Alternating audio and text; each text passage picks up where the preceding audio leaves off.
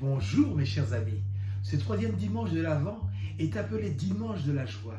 Joie que nous voyons en continu dans la beauté de Noël, à travers nos crèches illuminées et nos tables bien garnies. La joie d'annoncer la bonne nouvelle de l'Évangile comme Jean le Baptiste, la venue du Christ, Dieu est venu pour nous sauver. D'ailleurs, Emmanuel signifie Dieu parmi nous. Sa venue est non seulement une bonne nouvelle pour le monde entier, mais aussi pour nous aussi aujourd'hui. Pendant ce temps de l'Avent, il est si important de se mettre dans une attitude d'accueil et de joie, car Dieu est à l'œuvre dans notre monde et son salut est déjà là, même s'il échappe à nos yeux. Malheureusement, notre esprit est souvent ailleurs et nous préférons gémir, nous lamenter dans un monde où règne l'impatience, la spontanéité, l'immédiateté. Et ce n'est pas avec nos seuls moyens humains que nous réussirons à le reconnaître.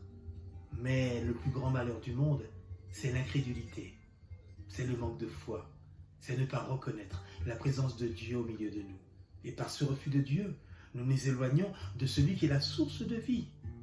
Bien-aimés du Seigneur, pour y parvenir, il nous faut le regard de la foi, éclairé et nourri par la parole de Dieu et les sacrements. Il nous faut ouvrir nos yeux et notre cœur. Il nous faut sortir de nous-mêmes et s'ouvrir à l'autre, non pas pour le juger ou le condamner, mais pour nous réjouir de la merveille de Dieu qu'il est. Nous devons puiser à la source de l'amour qui est en lui.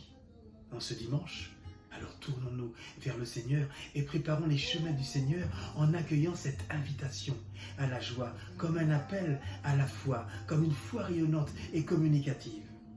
Que sa lumière et son amour rayonnent à travers nos paroles et notre vie de tous les jours.